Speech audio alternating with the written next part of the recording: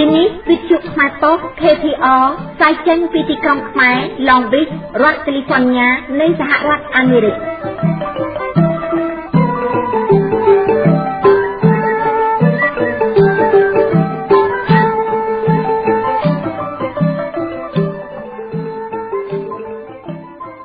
ពីរាជធានីភ្នំពេញនិងខ្ញុំសេងរស្មីរួមជាមួយសហការីផ្សាយសម្លេងនៃវិទ្យុខ្មែរប៉ុស្តិ៍សូមគោរពជម្រាបសួរលោកស្រីអ្នកនាងកញ្ញាទាំងអស់ជាទីមេត្រី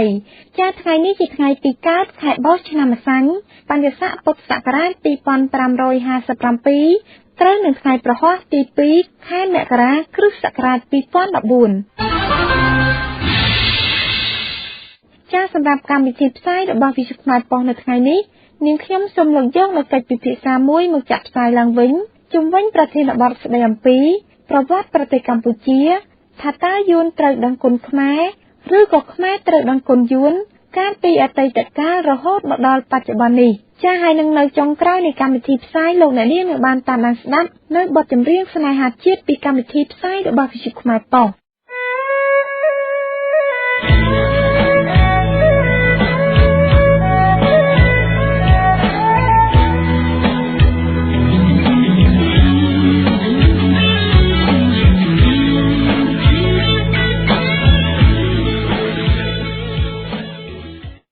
ប្រិយមិត្តអ្នកស្ដាប់វិទ្យុខ្មែរប៉ុស្តិ៍ទាំងអស់ជាទីមេត្រី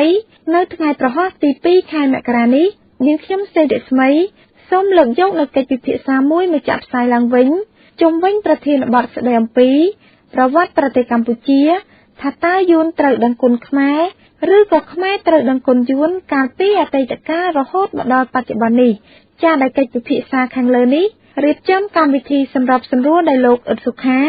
រួមជាមួយនឹងវាគ្មិនបានផ្ដល់កិត្តិយសពីលោកស៊ិនតិន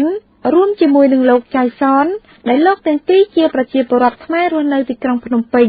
ចាថាតើកិច្ចពិភាក្សាខាងលើមានខ្លឹមសារយ៉ាងណានោះសូមអញ្ជើញលោកអ្នកនាងតាមដានស្ដាប់ដូចតទៅខ្ញុំបកករណាសូមក្រាបថ្វាយបង្គំព្រះថេរានុថេរៈគ្រប់ព្រះអង្គនិងសូមជម្រាបសួរអស់លោកអ្នកស្ដាប់វិទ្យុខ្មែរប៉ុស្តិ៍ម្ដងទៀតហើយនៅថ្ងៃនេះកម្មវិធីវិទ្យុខ្មែរប៉ុស្តិ៍បានលើកយកនៅប្រធានបទថ្មីមួយទៀតមកជម្រាបជូនអស់លោកអ្នកស្ដាប់ទាក់ទងទៅនឹងប្រវត្តិប្រទេសកម្ពុជាថាតើយួនត្រូវដឹងគុណខ្មែរឬក៏ខ្មែរត្រូវដឹងគុណយួនកាលពីអតីតកាលរហូតមកដល់ពេលបច្ចុប្បន្ននេះហើយវាគ្មិនរបស់យើងគឺមានលោកចៅសននិងលោកស៊ិនតិនដែលជាអ្នកប្រវត្តិសាស្ត្រទាំងពីររូបដូច្នេះដើម្បីកុំឲ្យខាត់ពេលយូរខ្ញុំបាទសូមជម្រាបសួរលោកទាំងពីរតែម្ដងបាទសូមជម្រាបសួរអរគុណបាទជាកិច្ចចាប់ផ្ដើមនេះខ្ញុំសូមប្រគល់ទូនាទីនេះទៅលោកស៊ិនតិនដោយសារតែប្រទេសកម្ពុជាត្រូវបានគេលើកតគ្នាថាខ្មែរហ្នឹងគឺជាពាក់គុណយួនយ៉ាងជ្រៅចង់សួរថាតើរឿងនឹងជាការពិតទេដែលលោកធ្លាប់សិក្សារៀនសូត្រនិងមើលស្ថានភាពនយោបាយពីអតីតកាលកន្លងមកដំបូងខ្ញុំបាទសូមគោរពបងប្អូនជនរួមឈាមខ្មែរទាំងអស់នៅគ្រប់ទិសទីដែលបានស្ដាប់វិទ្យុខ្មែរប៉ុស្តិ៍ហើយនឹងសូមថ្លែងអំណរគុណដល់ខ្មែរប៉ុស្តិ៍ទាំងមូលពិសេសក្នុងនោះមានលោកអ៊ិតសុខាដែលតែងតែផ្ដល់ឱកាសឲ្យខ្ញុំ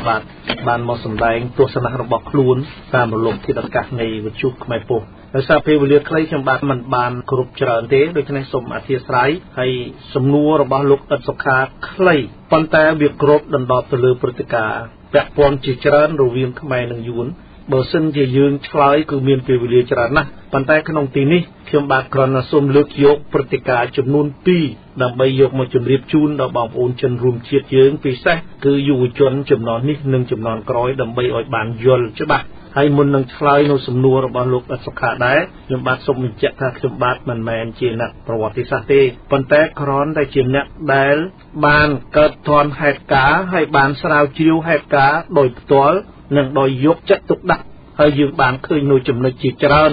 ដែលយើងក៏បីបញ្ជាក់ជូនដល់ជនរួមជាតិយើងពិសេសគឺជូនយុវជនចំនួននេះនិងចំនួនក្រោយពីព្រោះជាអកុសលណាស់ប្រទេសយើងខ្ញុំនៅតែនិយាយដដែលថាយើងមានមិត្តភក្តិនៅជាប់យើងពីរគឺជាមិត្តភក្តិដែលមានចេតនាមិនល្អចំពោះយើងគឺចង់តែទន្ទ្រានលេបទឹកដីរបស់យើងជាបន្តបន្ទាប់ប៉ុន្តែជាអកុសលរដ្ឋាភិបាលយើងមិនហ៊ានឲ្យកូនខ្មែរបានដឹងការពិតទេហើយថែមទាំងមិនបានឲ្យកូនខ្មែររៀនប្រវត្តិសាស្ត្រឲ្យបានច្បាស់លាស់ដែលពាក់ព័ន្ធទៅនឹងប្រទេសយួនជាដើមនេះជាចំណុចមួយដែលធ្វើឲ្យខ្មែរខ្សោយហើយរឹតតែខ្សោយថែមទៀតពីព្រោះប្រជាជាតិមួយដែលរឹងមាំបានតតែយល់ច្បាស់អំពីអត្ត សញ្ញាណរបស់ខ្លួនយល់បានអំពីប្រវត្តិរបស់ខ្លួនយល់បានអំពីនយោបាយសេដ្ឋកិច្ចនិងវប្បធម៌បន្តរបស់ខ្លួនទើបជាបរិបទមួយដែលអាចកសាងនៅមូលដ្ឋានគ្រឹះសម្រាប់ការពារនៅអធិបតេយ្យភាពនិងបូរណភាពនិងភាពឯករាជ្យរបស់ខ្លួនបានប៉ុន្តែយើងកាលណានិយាយដល់ប៉ះពាល់ខាងកើតនិយាយការពិតដល់ខាងកើត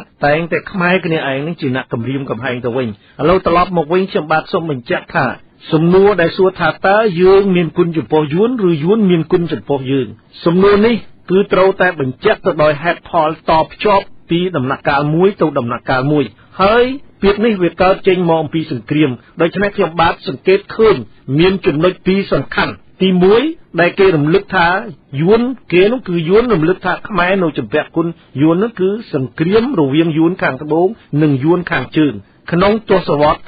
50 60រហូតដល់ទសវត្សរ៍ទី70សង្គ្រាមនេះបានធ្វើឲ្យកម្ពុជាយើងនិងខ្មែរយើងស្លាប់ច្រើនណាស់ហើយស្ទើរតែคล้ายទៅជាមាតុភូមិកម្ពុជាដោយផេះផង់នៃភ្នក់ភ្លើងសង្គ្រាមដែលគេបង្កឡើងចំណុចទី2ដំណាក់កាលទី2គឺយួនវ័យលុកចូលកម្ពុជាឆ្នាំ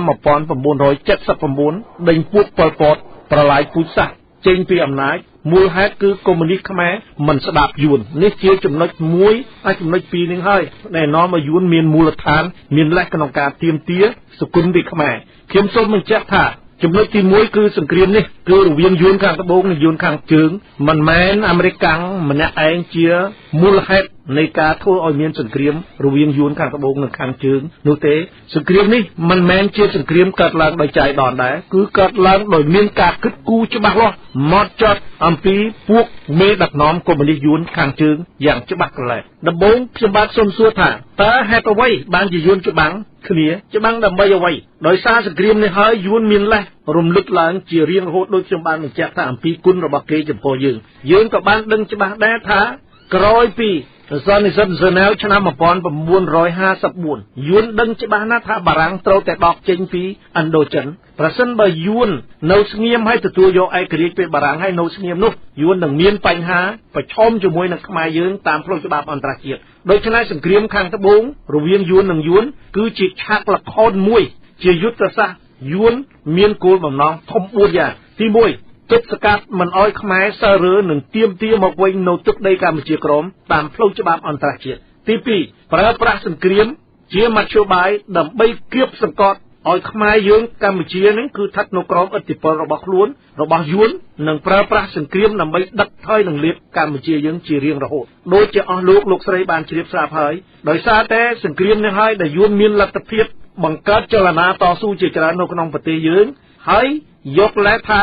រួមគ្នាប្រឆាំងចក្រពត្តិអាមេរិកឬប្រឆាំងពួកអាណានិគមនិយមអីជាដើមនេះចំណុចទី3យួនប្រើប្រាស់សង្គ្រាមដើម្បីសម្លាប់ខ្មែរកម្ពុជាក្រមអ្នកស្នេហាជាតិនិងដើម្បីសម្លាប់បញ្ញាជនខ្មែរកម្ពុជាក្រមដោយស្របច្បាប់នៅពេលនោះយួនប្រើប្រាស់សង្គ្រាមបាញ់ទៅលើវត្តអារាមបំផ្លាញគ្រឹះនៃវប្បធម៌របស់ខ្មែរកម្ពុជាក្រមចោទខ្មែរកម្ពុជាក្រមជា CA យួនសេរីចោទខ្មែរជាភ្នាក់ងាររបស់យួនយេកុ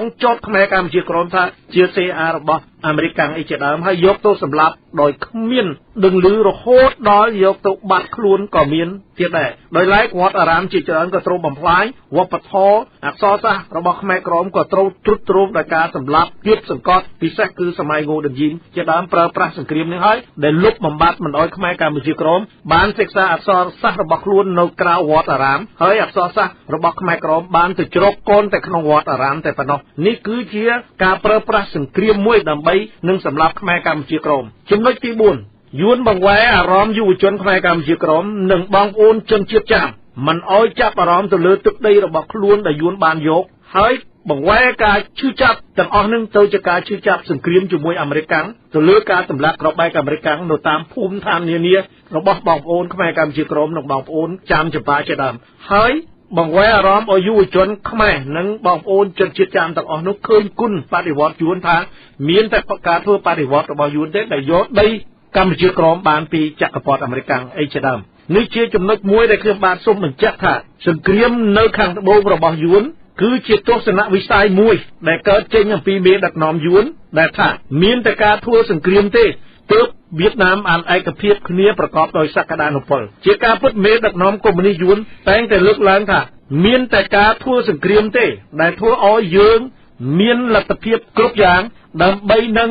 លុបបំបត្តិនៅអ្វីដែលជាអតីតកាលពាក់ព័ន្ធជាមួយនឹងខ្មែរជាពិសេសដើម្បីឲ្យយួនមានបទពិសោធន៍និងប្រជាជនយួនមានភាពអំណត់អត់ធ្មត់ក្នុងការតស៊ូដើម្បីការពារទឹកដីរបស់ខ្លួននិងពង្រីកទឹកដីរបស់ខ្លួនហើយប្រជាជនយួនបានចាត់ទុកថាការសម្រេចចិត្តធ្វើសង្គ្រាមដោយមេដឹកនាំកុម្មុយនីសយួនពិសេសមានហូជីមិញជាអ្នកដឹកនាំនោះគឺជាទស្សនវិស័យមួយប្រកបដោយទស្សនវិជ្ជាភ្លឺស្វាងហើយដែលពិភពលោកទាំងឡាយនឹកស្មានមិនដល់ពិសេសយួននៅមានមោទនភាពទៀតថាការធ្វើសង្គ្រាមនៅប្រទេសវៀតណាមគឺជាការទាញយកមហាអំណាចទាំងអស់ឲ្យចូលពាក់ព័ន្ធពិតប្រាកដប៉ុន្តែពេលវេលាក្នុងការកំណត់បញ្ចប់សង្គ្រាមមិនមែនស្ថិតនៅលើមហាអំណាចទាំងអស់នោះទេគឺស្ថិតនៅលើវៀតណាមទេជាអ្នកកំណត់ក្នុងការបញ្ចប់សង្គ្រាមនេះចំណុចមួយទៀតយើងឃើញថាការប្រើប្រាស់សង្គ្រាមជាមធ្យោបាយដើម្បីធ្វើឲ្យខ្មែរខ្សោយដើម្បីកំទេចខ្មែរដើម្បីលើកខ្មែរតាមចំណុចពីរយ៉ាងទី1យួនសេរីធ្វើការទំនាក់ទំនងជាមួយអាមេរិក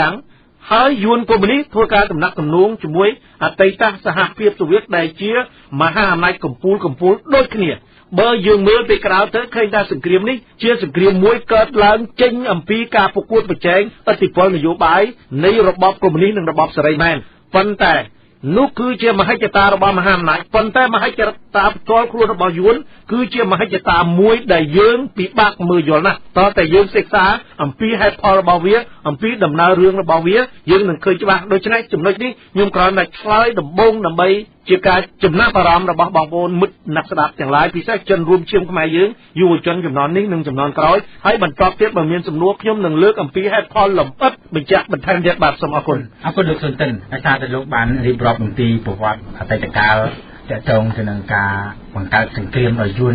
ចង់ឈានពេលលើទឹកដីខ្មែរប៉ុន្តែលោកដូចជាផ្លេចជម្រាបជូនដល់អ្នកស្ដាប់នៅការបរិច្ឆេទនេះថាចាប់ដើមពីឆ្នាំណាមកដែលយួននឹងមានគោលបំណងលេបត្របាក់ទឹកដីខ្មែរហើយបង្កសង្គ្រាមដើម្បីឲ្យបំភ្លេចរឿងខ្មែរកម្ពុជាក្រោមឲ្យបំភ្លេចការតវ៉ានៅចម្ប៉ាប្រទេសចាមសូមថ្លែងអំណរគុណជាថ្មីលោកសុខាសួរចំណុចនេះល្អមែនខ្ញុំមិញខ្ញុំបាទក៏ភ្លេចដែរបញ្ជាក់បន្ថែមអំពីចំណុចនេះថាតាមចក្ខុវិស័យរបស់ហូជីមិញនិងមេដឹកនាំយួនបានកើតឡើងតាំងពីក្រោយសង្គ្រាមវាយបារាំងនៅឌៀងបៀងភូឆ្នាំ1945ហូជីមិញបានដឹងច្បាស់និងមេដឹកនាំកុម្មុយនីសបានដឹងច្បាស់ថាអនាគតទៅបារាំងត្រូវតែដកចេញពីឥណ្ឌូចិនពិសេសពីយួនតាមឥទ្ធិពលនៃសន្និសីទហ្សឺណែវឆ្នាំ1954មកឡើយការដកទ័ពរបស់បារាំងនោះហើយ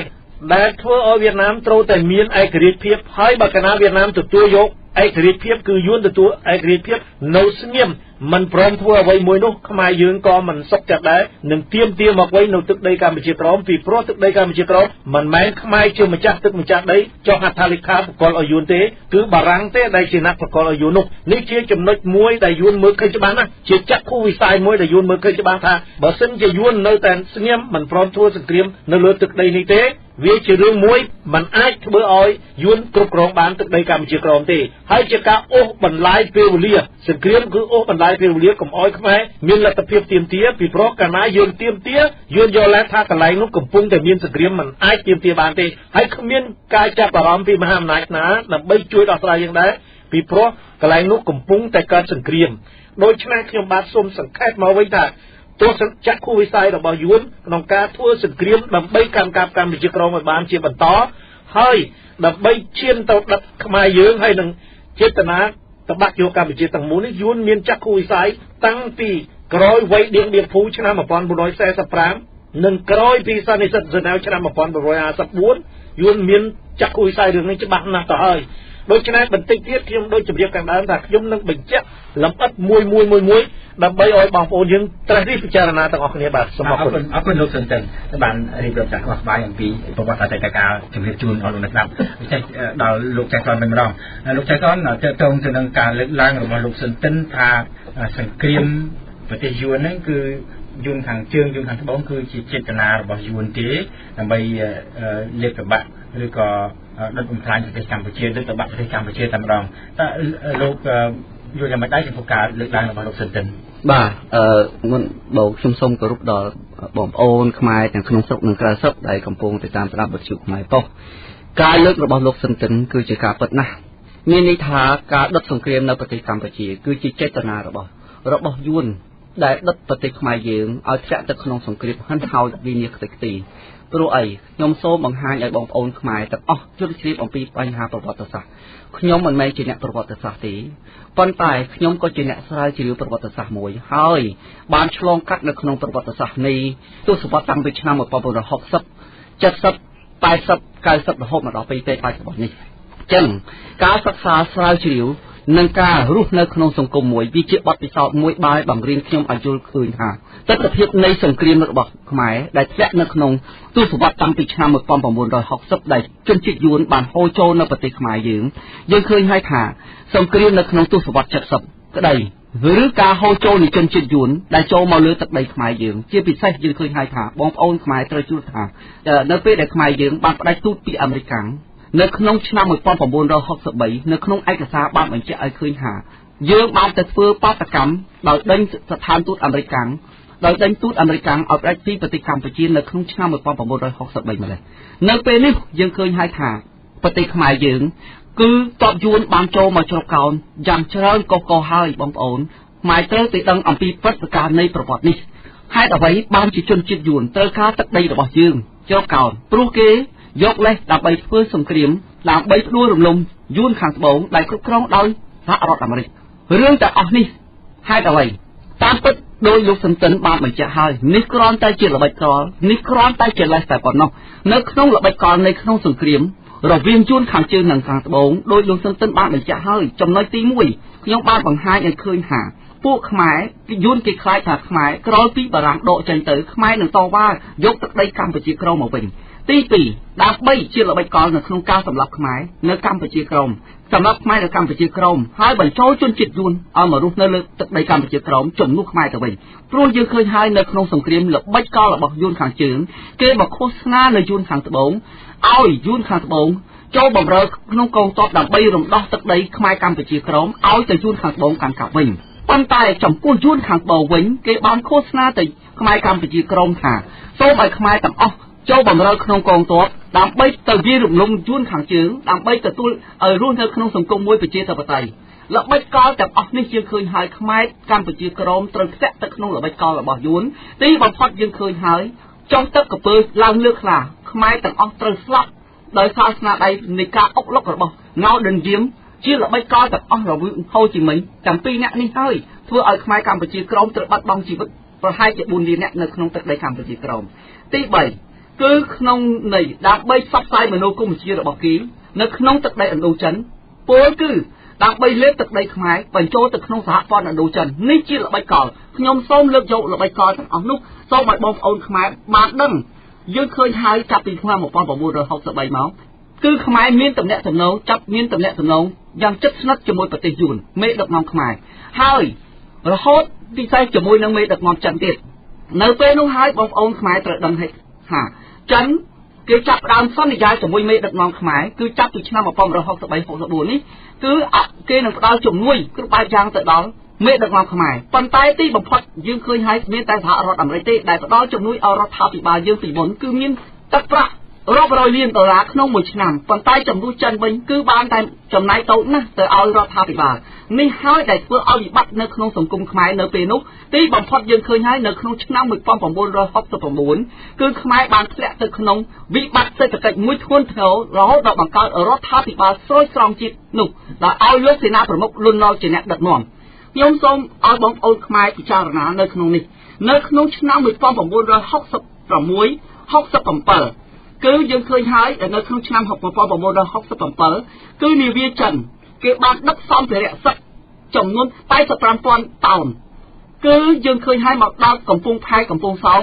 នេះជាសម្ភារៈសឹកដែលចិនដឹកយកមកឲ្យទ័ពយួនវៀតកុងនៅលើទឹកដីខ្មែរនៅយួនខាងជើងដើម្បីឲ្យយួនខាងជើងវាយលុបទៅលើទឹកដីយួនខាងត្បូងអញ្ចឹងយើងឃើញហើយ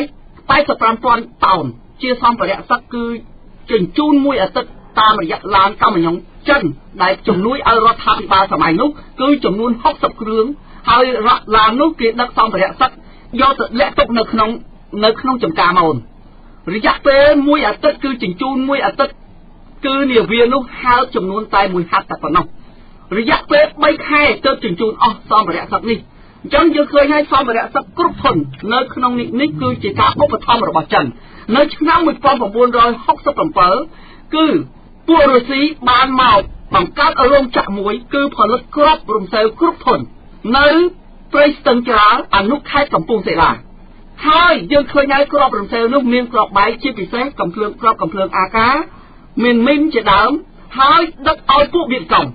គឺតបខាងខេមរៈភូមិន្ទគឺពុំមានឡើយចំណែកប្រពន្ធរបស់លោកធំខ្មែរទៀតគឺរកស៊ីដឹកអង្គថ្នាំពេទ្យទៅឲ្យតបពួកវៀតកុងនៅក្នុងនោះយើងឃើញហើយក៏មានចិនឈ្មោះថាគួយអានក៏ជាអ្នកដឹកអង្គទៅឲ្យពួកវៀតកុងដែរអញ្ចឹងយើងឃើញហើយថាខ្មែរយើងកាលនោះគេឃើញថាការត្រូវបានគឺមានតែអង្គទេហើយរហូតទៅដល់ប្រជាជនខ្មែរយើងធម្មតាដឹកតាមអង្គរោស៊ីជួយអង្គដឹកតាមម៉ូតូប៉ុន្តែត្រូវប៉ូលីសត្រូវកិច្ចនៅសម័យនោះចាប់រឹបអស់ពីគ្នាប៉ុន្តែអ្នកដែលដឹកទាំងឡានគេបែរជាគ្មានចាប់ឡើយនេះជាភាពអយុត្តិធម៌ធ្វើឲ្យរឿងខ្មែរ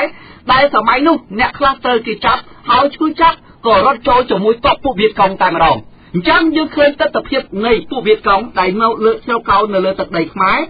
នេះបញ្ជាក់ឲ្យឃើញថាខ្មែរជាអ្នកជួយយួនរហូតទៅដល់សម្ដេចសីហនុខ្លួនឯងព្រះអង្គស្គាល់ក៏ដោយក៏ធ្លាប់និយាយថាយួនគឺជាក្រពើដែលព្រះអង្គជួយយួនរហូតទៅដល់អស់អំណាចអស់រាជបល្ល័ង្កនេះបញ្ជាក់ឲ្យឃើញថាយ៉ាងម៉េចបងប្អូនខ្មែរឃើញទៅថាតើអ្នកណាជាអ្នកដើមហេតុជួយឲ្យយួនធ្វើឲ្យទឹកដីខ្មែរមាតុភូមិខ្មែរធ្លាក់ទៅក្នុងវិបត្តិនៃសង្គ្រាមនៅក្នុងទសវត្សរ៍ឆ្នាំ1970អញ្ចឹងយើងឃើញហើយថាតើរវាងយួននិងខ្មែរតើអ្នកណាជាអ្នកមានគុណយើងឃើញហើយទឹកដីខ្មែរកម្ពុជាក្រោមដែលបាត់បង់មកដល់សប្តាហ៍មាន 67,700 គីឡូម៉ែត្រកន្លះជាទឹកដីមួយដ៏ធំធេងក្រោយមកទៀតយួនបានបង្កើតឆាកដឹកហោនដើម្បីធ្វើសង្គ្រាមនៅលើទឹកដីខ្មែរសម្លាប់ជនជាតិខ្មែរហើយខ្មែរបានជួយយួនរហូតដល់ខ្មែរធ្លាក់ទៅក្នុងវិបត្តិសង្គ្រាមខ្ទេចអស់សម្បត្តិធម្មជាតិជាពិសេសយើងឃើញនៅក្នុងក្រោយឆ្នាំ1979យួនបានជញ្ជូនយកជ័យលភ័ណ្ឌនៅក្នុងស្នាដៃនៃសមិទ្ធផលសង្គមរាស្ត្រនិយមរហូតទៅដល់រថយន្តជាច្រើនដែលពួកចិនបានជំនួយទៅឲ្យពួកខ្មែរក្រហមត្រូវយួនបានជញ្ជូនយកនិងទ្រព្យសម្បត្តិស្នាដៃជាច្រើនទៀតនៅក្នុងសម័យសង្គមរាស្ត្រនិយមហើយមានទាំងយន្តហោះមិច19ជាដើមដែលថ្មីដែលមកដល់ពីចិនដល់ឲ្យទៅរបបប៉ុលពតទីបំផុតយួនបានជញ្ជូនយើងឃើញហើយមកដល់ពេលនេះទស្សនវិជ្ជាបងប្អូនខ្មែរពិចារណាទៅតើរវាងខ្មែរនិងយួនតើអ្នកណាជាអ្នកមានគុណលើខ្មែរតើយួនជាអ្នកមានគុណលើខ្មែរឬក៏ខ្មែរជាអ្នកមានគុណលើយួនដូច្នេះសូមឲ្យបងប្អូនខ្មែរពិចារណាទៅលើបញ្ហានៃប្រវត្តិសាស្ត្រទាំងអស់នេះយើងឃើញហើយខ្ញុំបានបង្ហាញឲ្យឃើញថានៅផលនៃសង្គ្រាមនេះតាមទ្រឹស្ដីក្រិចបុរាណគេបាននិយាយថាអ្នកដែលទទួលផលចំណេញគឺជាអ្នកដែលប្រព្រឹត្តដូច្នេះយើងបញ្ជាក់ឲ្យឃើញថានៅក្នុងសង្គ្រាមឥណ្ឌូចិនគឺជាឈុតឆាកជាល្បិចកលគ្រប់បែបយ៉ាងរវាងយួនខាងជើងនិងខាងត្បូងដើម្បីដុតកំទេចមាតុភូមិកម្ពុជាហើយសពរស់នៃរបបបល្ល័ង្កពូជសាសន៍នៅក្នុងទិសដៅដើម្បីបង្កើតសហព័ន្ធឥណ្ឌូចិនទៅថ្ងៃអនាគតតែប៉ុណ្ណោះយើងមើលផលចំណេញនៅក្នុងសង្គ្រាមឥណ្ឌូចិនអ្នកដែលទទួលផលចំណេញគឺយួនទេអាមេរិកក៏ត្រូវបាត់អស់រាប់ពាន់កោដុល្លារចំណែកចិនក៏ត្រូវបាត់បង់គឺត្រូវចែកបោកយួនក្រោយពីជួយយួនអស់រាប់កោដុល្លារមកហើយទីបំផុតត្រូវចិនក្បត់ហើយទៅចាប់ដៃយកសូវៀតទៅវិញចំណែកខ្មែរវិញត្រូវខាតអ្វីខ្លះបងប្អូនខ្មែរត្រូវពិចារណានៅក្នុងចំណុចនេះខ្មែរទី1ត្រូវបាត់បង់ទឹកដីកម្ពុជាក្រោមទី2ខ្មែរបច្ចុប្បន្នត្រូវបាត់បង់ព្រំដែនត្រូវបាត់បង់ដីដែនកោះមួយចំនួនទី3ជួយអន្តោប្រវេសន៍យួនហោចចូលមកលើទឹកដីខ្មែរទី4សម្បត្តិធម្មជាតិរបស់ខ្មែរត្រូវបានយួនបំផ្លាញទី5ភពទ្រព្យសម្បត្តិនៅក្នុងសម័យសង្គមរាស្ត្រនិយមនិងជំនួយបរទេសត្រូវបានយួនជញ្ជូននៅឆ្នាំ1979ដូច្នេះខ្ញុំសូមបញ្ជាក់នៅក្នុងព្រឹត្តិការណ៍នេះត្រឹមនេះនៅបន្តិចទៀតនឹងខ្ញុំបង្ហាញបន្តទៅទៀតនៃសង្គ្រាមខ្មែរនឹងយួនតើរវាងយួននិងខ្មែរនេះឲ្យបងប្អូនខ្មែរឲ្យឃើញអំពីទស្សនវិជ្ជាជាក់ស្ដែងកុំឲ្យខ្មែរវង្វេងនិងថយច្រឡំនៅក្នុងបញ្ហាទាំងអស់នេះសូមអរគុណអរគុណលោកចៅសនដែលបានលើកឡើងអំពីអតីតកាលទាក់ទងទៅនឹងការបង្កើតសង្គ្រាមរវាងយួនខាងជើងនិងយួនខាងត្បូងដែលជាបច្ចេកទេសលេបត្របាក់ប្រទេសកម្ពុជាដោយលោកស៊ិនតិនដែរប៉ុន្តែខ្ញុំចង់សួរទៅលោកស៊ិនតិនថាតើមានហេតុផលអ្វីដែលបញ្ជាក់ថាយួនខាងជើងនិងយួនខាងត្បូងបង្កើតសង្គ្រាមលេបត្របាក់ហើយក្នុងនោះក៏មានអាមេរិកមួយដែរថាអាមេរិកមិនមែនជាអ្នកដើមចំតែម្នាក់ឯងទេនឹងថាការបង្កើតសង្គ្រាមនោះតើលោកមានអីជំនួយដល់លោកអ្នកស្ដាប់សូមអរគុណសាជាថ្មីលោកអសុខាខ្ញុំបាទសូមឆ្លើយសំណួរចំណុចនេះ ដើម្បីឲ្យប្រជាពលរដ្ឋយើងពិសេសគឺជនរួមឈាមយើងបានដឹងទាំងអស់គ្នាប៉ុន្តែមុននឹងខ្ញុំឆ្លើយនៅសំណួរលើកទី2នេះខ្ញុំបាទសូមលើកសម្ដីរបស់លោកលេខាភៀវអតីតអគ្គលេខាធិការមជ្ឈិមបក្សកុម្មុយនីសយួនបានថ្លែងក្នុងខួបលើកទី45នៃការតំណាក់តំណងការទូតរវាងខ្មែរយួនឆ្នាំ1967លេខាភៀវបានលើកឡើងថាកម្ពុជាទទួលរងដោយសារអំពើឈ្លានពានរបស់ចក្រពត្តិនិងអាណានិគមនិយមបារាំងពិសេសគឺធ្ងន់ធ្ងរបំផុតនៅពេលដែលរបបបល្ល័យពូជសាសន៍ប៉ុល ពតបានកាប់សម្លាប់ដែលធ្វើឲ្យវៀតណាមមិនអាចឈរកពាត់ដៃមើលនៅការឈឺចាប់និងភាពវិនិស្សកម្មនឹងបានទើបវៀតណាមបញ្ជូនទ័ពដើម្បីមកជួយសង្គ្រោះកម្ពុជាតាន់ពេលវេលានៅឆ្នាំ1979នេះជាការរំលឹកមួយទៀតខ្ញុំនៅចាមនៅឆ្នាំ1976មន្ត្រីជាន់ខ្ពស់ក្រសួងមហាផ្ទៃយួនម្នាក់ខ្ញុំសូមមិនតាន់និយាយឈ្មោះទេពីព្រោះអនាគតទៅខ្ញុំនឹងត្រៀមរៀបចំជាសភៅមួយនៅពេលនេះខ្ញុំនឹងនិយាយឈ្មោះមន្ត្រីយួនទាំងអស់នេះគាត់បាននិយាយថាយួនមានគុណបំណាច់ចំពោះកម្ពុជា3ដំណាក់កាលមកហើយនៅឆ្នាំ1979 80ខ្ញុំមកស្រុកខ្មែរហ្នឹងក៏នៅគឺជំនាញការយួននិយាយដដែលថាកម្ពុជាជំពាក់វៀតណាមជំពាក់គុណវៀតណាមនេះគឺ3ដំណាក់កាលមកហើយដំណាក់កាលទី1គឺយួនបានជួយវាយបារាំងចេញពីកម្ពុជារហូតដល់មន្ត្រីជាន់ខ្ពស់ក្រសួងមហាផ្ទៃយួនបាននិយាយថាទឹកដីកម្ពុជាក្រមពិតជាទឹកដីរបស់ខ្មែរមែនប៉ុន្តែដោយសារគុណបំណាច់របស់យួនជួយរំដោះទឹកដីខ្មែរពីបារាំងហើយខ្មែរយើងគ្មានអីជូនជាសគុណមានតែទឹកដីកម្ពុជាក្រមនឹងបានលើកជូនយួនជាអនុស្សាវរីយ៍នឹងការលើកអះអាងរបស់មន្ត្រីជាន់ខ្ពស់ក្រសួងមហាផ្ទៃរបស់យួនជាចំណុចមួយដែលយើងមានការឈឺចាប់យ៉ាងខ្លាំងចំណុចទី2គេបាននិយាយថាគេមានគុណចំពោះយើងពេលដែលវាយចក្រពត្តិអាមេរិកឥឡូវយើងមើលឃើញតាមការបកស្រាយរបស់លោកចៅសនបញ្ជាក់មិញហើយថាចក្រពត្តិអាមេរិកនឹងវាអត់មានរឿងអីទៅពាក់ព័ន្ធជាមួយនឹងកម្ពុជាទេបើសិនជាយួនមិនធ្វើសង្គ្រាមខាងត្បូងនិងខាងជើងមែនទេដោយសារតែមានសង្គ្រាមយួនខាងត្បូងនិងខាងជើងនោះហើយដែលធ្វើឲ្យប្រទេសកម្ពុជាយើងคล้ายទៅជាកន្លែងសមរភូមិមួយពោពេញដោយភ្នក់ភ្លើងសង្គ្រាមជាមួយគេដែរនេះដោយសារការនាំចូលរបស់យួនដូចបានបញ្ជាក់ហើយថានៅឆ្នាំ1962ចាប់ពីពេលនោះមកកងទ័ពយួនចូលមកស្រុកខ្មែរយើងមួយជ្រកដោយសារសង្គ្រាមខាងត្បូងរបស់យួននឹងឡើងទៅដល់ 50,000 នាក់ហើយតាមសភៅអ្នកស្រាវជ្រាវគេបានបង្ហាញអញ្ចឹងថា 50,000 នាក់ក្នុងនោះបាទហើយរហូតខ្លះកើនទៅដល់ 20,000 មានពេលខ្លះហ្នឹងយួនបានបង្កើតជាចម្រោកជំរុំជាលេនដ្ឋានជាកន្លែងមន្ទីរពេទ្យអីជាដើមរហូតដល់ទិញស្បៀងអាហារលោកចៅសនបានបញ្ជាក់មិញខ្លះហើយដូច្នេះសូមបងប្អូនយើងពិចារណារួមទាំងយុវជនរបស់យួនផងដែរពិចារណាលើចំណុចនេះទាំងអស់គ្នាហើយបើសិនជាចង់រកខុសត្រូវជាមួយគ្នាបើកវេទិកាអាស៊ាននេះក៏បានយើងចូលទៅយើងបង្ហាញផតតាំងបើកនៅលើអន្តរជាតិក៏បានថាសង្គ្រាមនៅ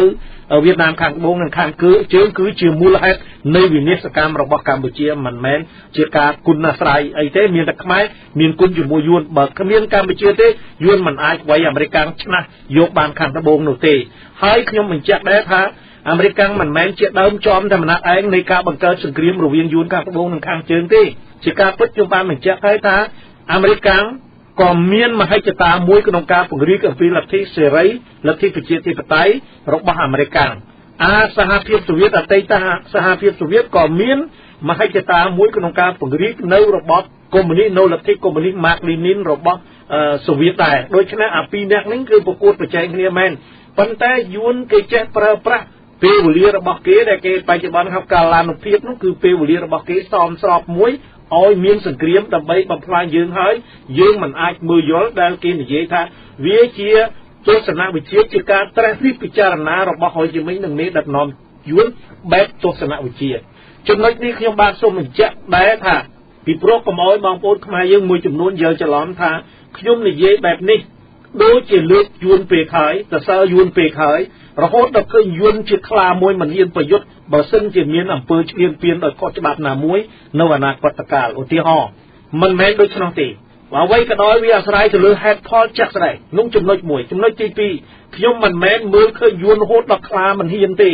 ហើយក៏មិនមែនធ្វេសប្រហែសខ្លួនដើម្បី មើលយួនស្រាលរហូតដល់មិនប្រយ័ត្នខ្លួនទុកឲ្យគេវាយយើងបានដោយស្រួលនោះដែរអ្វីទាំងអស់វាអាស្រ័យទៅលើហេតុផលជាក់ស្ដែងសមរម្យនិងជាក់ស្ដែងដើម្បីសម្រេចអ្វីមួយវាត្រូវតែប្រកែកលើហេតុផលដូច្នេះខ្ញុំសូមបញ្ជាក់ចំណុចមួយដើម្បីឲ្យមេដឹកនាំខ្មែរយើងទាំងអស់គ្នាមិនមែនជាការណែនាំអីទេប៉ុន្តែយើងយកបទពិសោធន៍ដូចមិនបានខ្ញុំនិយាយថាហូជីមិញលោកហូជីមិញជាមួយនឹងមេដឹកនាំយួនពីព្រោះយួនគេមិនដែលធ្វើការថ្មីត្បិតតែហូជីមិញជាមេដឹកនាំនោះហើយប៉ុន្តែมันអាចធ្វើអ្វីមួយដោយមិនឆ្លងកាត់មេដឹកនាំសំខាន់ដូចជាលេយុនគឺជាជំនួយការបន្តនិងជាលេខាបន្តរបស់ហូជីមិញច្រើនរាប់ឆ្នាំរាប់ជួលទសវត្សទ្រង់ជីងអតីតកាលតិកាបពលករយួនហើយនឹងផាំយ៉ាងដងយ៉ងវៀងយ៉ាប់ច្រើនណាស់លះនឹងលះគេពិភាក្សាគ្នាណាមុននឹងធ្វើកិច្ចការងារអីគេចេះរបៀបធ្វើការតាមក្រុមគេជជែកគ្នាហើយគេថាសមូហភាពអ្នកសម្រាប់បុគ្គលអ្នកទទួលខុសត្រូវអនុវត្តនេះជាចំណុចដែលខ្ញុំបានលើកកណាលើកហូជីមិញទៅតែលើកមេដឹកនាំយួនប៉ុន្តែក្នុងនោះហូជីមិញគឺជាអ្នកដើរតួក្នុងការព្រួយផ្ដើមគំនិតហើយប៉ុន្តែការជជែកវែកញែកអំពីហេតុផលចំណុចខ្សោយចំណុចខ្លាំងនៅលើយុទ្ធសាស្ត្រនេះគឺគេបង្អែកទៅលើសមូហភាពនេះជារបៀបធ្វើការរបស់គេបានជាខ្ញុំបាទនិយាយជម្រាបជូនយ៉ាងដូចនេះចំណុចមួយទៀតខ្ញុំសូមលើកអំពីទស្សនវិស័យច្បាស់លាស់ក្រោយអំពីបារាំងដកចេញពីឥណ្ឌូចិនទស្សនវិស័យរបស់ហូជីមិញនិងមេដឹកនាំយួនគឺមានតែសង្គ្រាមគឺជាចរន្តនៃអន្តរជាតិនឹងការនាំវៀតណាមទាំងមូលទៅដល់ការឯកភាពប្រកបដោយសក្តានុពលចំណុចនេះទាំងអស់គ្នាបងប្អូនមើលឃើញចាស់ស្ដែងជាទស្សនវិស័យហូជីមិញបានប្រកាសរួចទៅហើយថាសង្គ្រាមនេះគឺជាសង្គ្រាមមួយដើម្បីនាំវៀតណាមទាំងមូលទៅរកការឯកភាពទឹកដីទាំងស្រុងឥឡូវទាំងទឹកដីកម្ពុជាក្រមដែលគេយកបានទាំងទឹកដី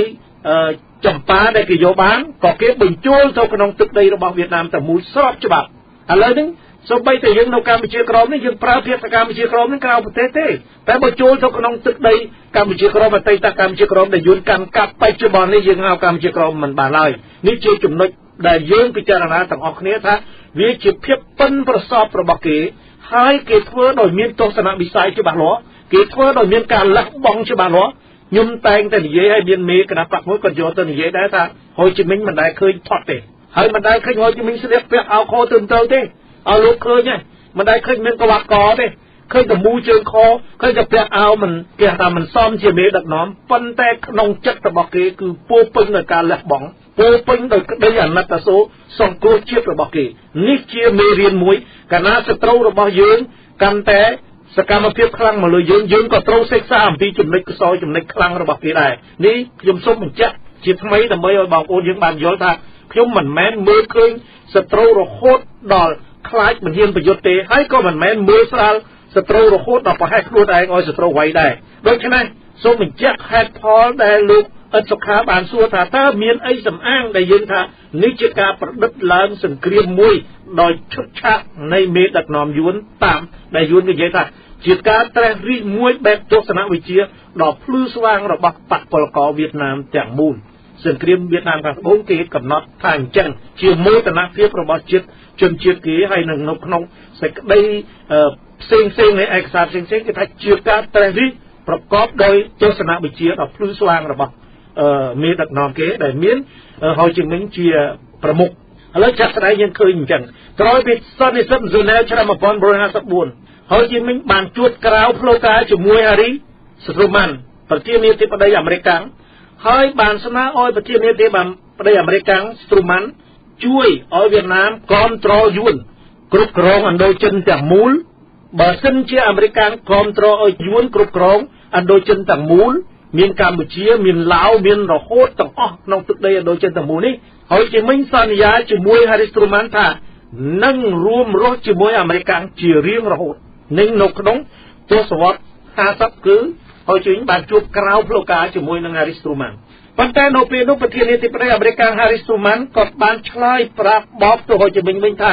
គាត់មិនអាចធ្វើដូច្នោះបានទេពីព្រោះទង្វើនេះជាទង្វើអយុត្តិធម៌និងជាអំពើរំលោភសិទ្ធិមនុស្សធ្ងន់ធ្ងរណាស់នេះជាចំណុចទី1ចំណុចទី2ក្នុងចុងទសវត្ស50នោះដែរហូជីមិញក្រោយពីការជជែកជាមួយហារីសទ្រូម៉ាន់មិនបានជោគជ័យហើយក៏បានជួបជាមួយនឹងស្តាលីនម្ដងទៀតដើម្បីបញ្ជាក់អំពីចំហនិងបំណងប្រាថ្នារបស់យួន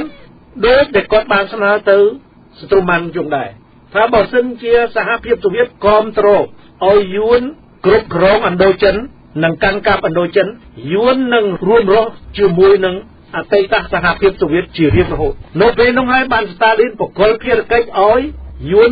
ដើរតួជារាជច្បងជាអ្នកដឹកនាំនិងជាអ្នកពង្រឹងលទ្ធិកុម្មុយនីសបែបលីនីនម៉ាក់លីនីននៅក្នុងឥណ្ឌូចិនដែលមានកម្ពុជាឡាវជាដើមហើយក្នុងនោះ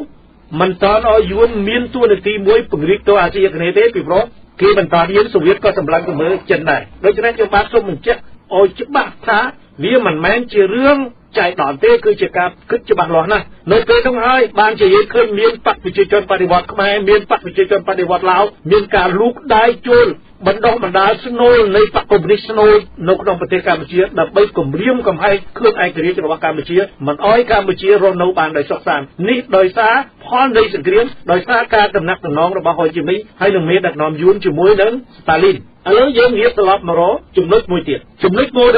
Ngô Đình Diêmក្រោយពីសន្និសីទហ្សឺណែវដែរNgô Đình Diêmក៏បានទៅដំណាក់ដំណងជាមួយសហរដ្ឋអាមេរិកហើយសហរដ្ឋអាមេរិកក៏គ្រប់គ្រងឲ្យNgô Đình Diêmធ្វើជាប្រធានាធិបតីយួនខាងត្បូងរួចហើយក៏ផ្ដាច់ប្រទេសយួនចេញជាពីរនៅក្នុងអាណត្តិនៃប្រធានាធិបតីអាមេរិក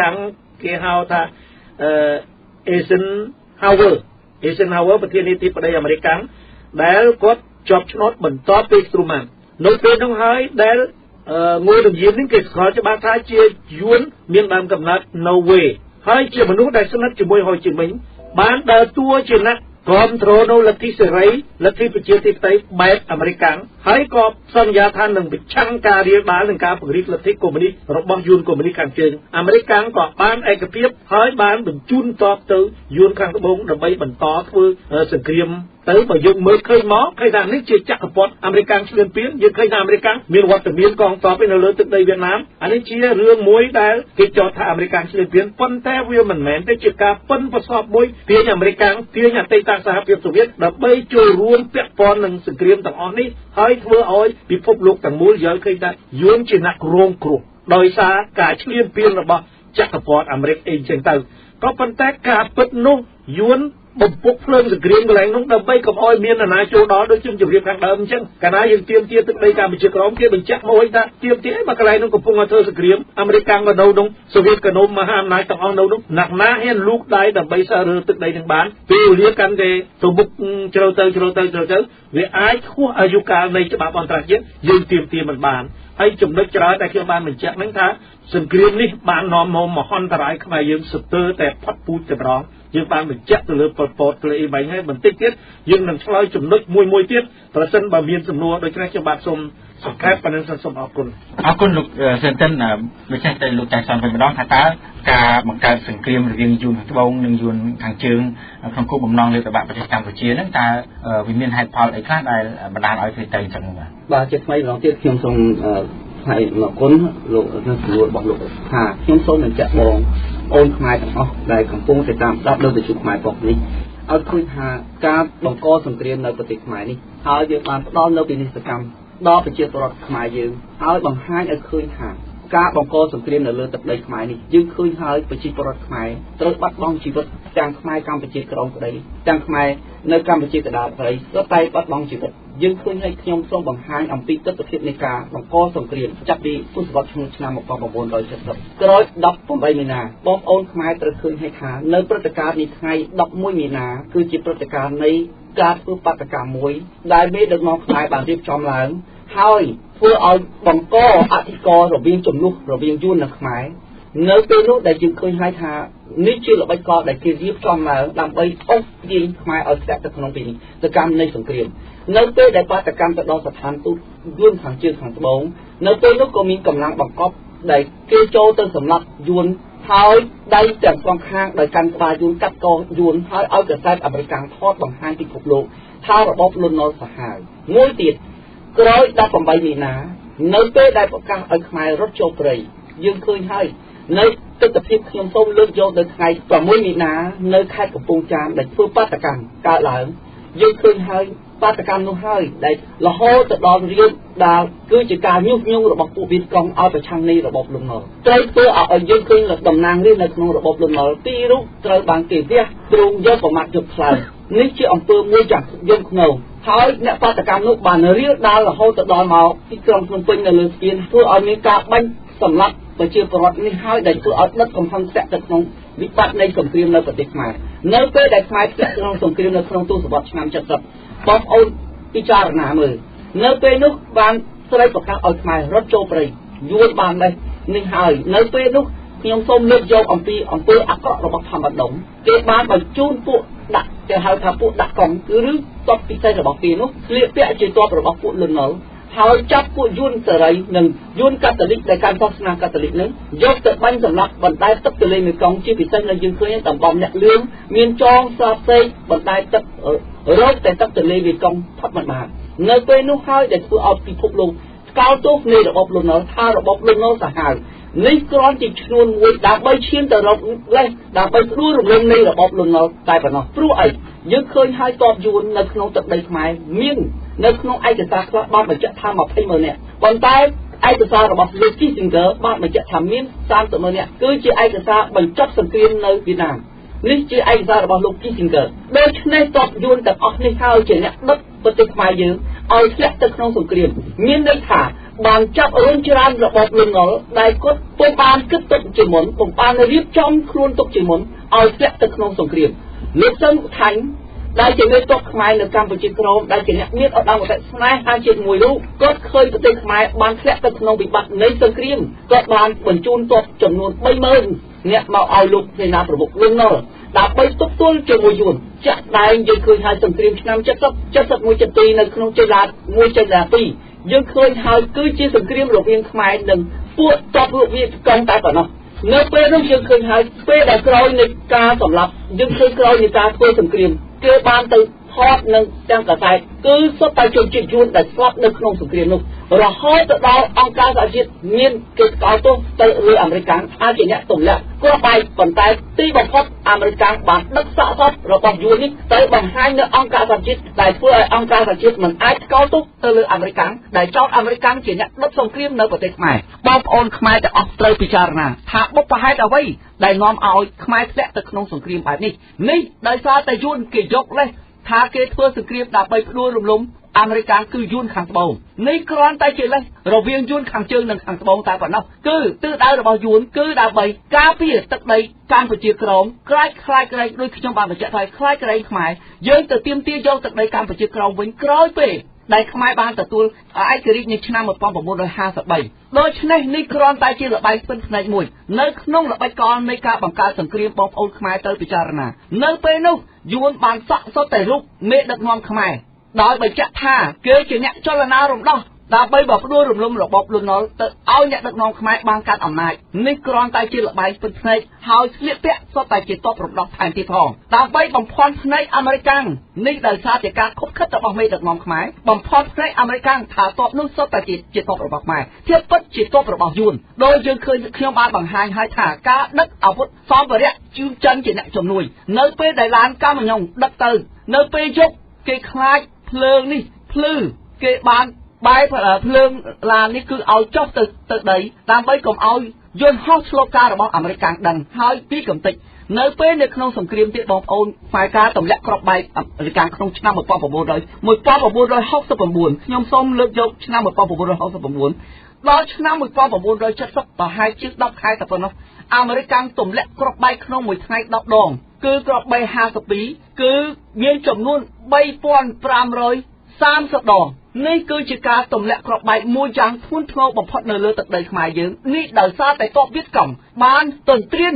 លើអធិបតេយ្យភាពរបស់ខ្មែរហើយមេដឹកនាំខ្មែរបានលាក់ពួកវៀតកុងថាពួកវៀតកុងអត់មាននៅលើទឹកដីខ្មែរប៉ុន្តែក្រោយពីអាមេរិកគេបានស្រាវជ្រាវឃើញថាទ័ពវៀតកុងបានទន្ទ្រានឈ្លានពាននៅលើទឹកដីខ្មែរជាពិសេសយើងបានប្រកាសថាប្រទេសយើងជាប្រទេសអព្យាក្រឹតនោះប៉ុន្តែផ្ទុយទៅវិញយើងមិនបានគោរពអព្យាក្រឹតទៅនេះហើយដែលធ្វើឲ្យប្រទេសខ្មែរយើងធ្លាក់ទៅក្នុងសង្គ្រាមបែបនេះហើយធ្លាក់ទៅក្នុងល្បិចកលរបស់ហូជីមិញរបស់ពួកក្រុងហាណូយនេះដោយសារតែមេដឹកនាំខ្មែរយើងមិនប្រកាន់អព្យាក្រឹតពិតប្រាកដជាអព្យាក្រឹតមួយលំអៀងទៅកុម្មុយនីសហើយជួយពួកកុម្មុយនីសឲ្យប្រទេសខ្មែរធ្លាក់ទៅក្នុងសង្គ្រាម ខ្ញុំសូមលើកយកអំពីបញ្ហានៃការបាត់បង់ជីវិតរបស់ខ្មែរយើងនៅទ័ពពួកខ្មែរក្រហមគឺស្លាប់ចំនួន60ម៉ឺននាក់ហើយទ័ពនៅខាងរដ្ឋាភិបាលលន់នល់ចំនួន50ម៉ឺននាក់រឿងអ្វីដែលធ្វើឲ្យលន់នល់ទៅធ្វើសង្គ្រាមជាមួយនឹងយួនដែលគេជាបកកែខាងយុទ្ធសាស្ត្រហើយជាអ្នកបានទទួលជ័យជំនះជាមួយនឹងអាមេរិកបានទទួលជ័យជំនះជាមួយនឹងបារាំងទៀតនៅឥណ្ឌូចិនដូច្នេះរឿងអធិពលរបស់លន់នល់ដែលមានទ័ពតែ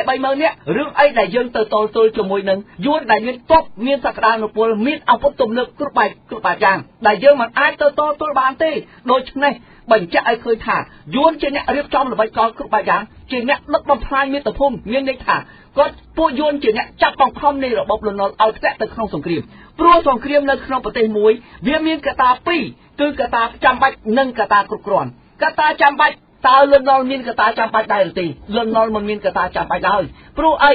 ចាំបាច់ត្រូវការកម្លាំងទ័ពដែលមានចំនួនគ្រប់មានសក្តានុពលហើយទ័ពនៅសម័យលន់នល់បងប្អូនសិក្សាហើយគឺជាទ័ពមួយមិនទាន់បានយើងអត់បានរៀបចំជា